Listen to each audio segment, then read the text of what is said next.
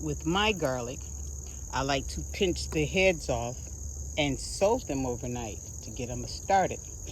I've already put compost, worm casting, 12-12-12, and 707 fertilizer in here and made the soil nice and fluffy. I made a trench just so they can sit slightly below the soil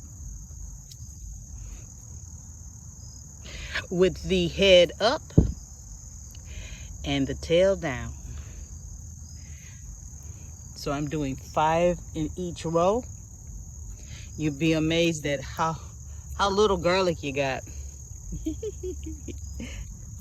So cover them gently.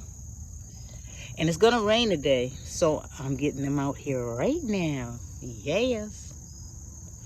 And then I put a stake that says garlic. Yeah.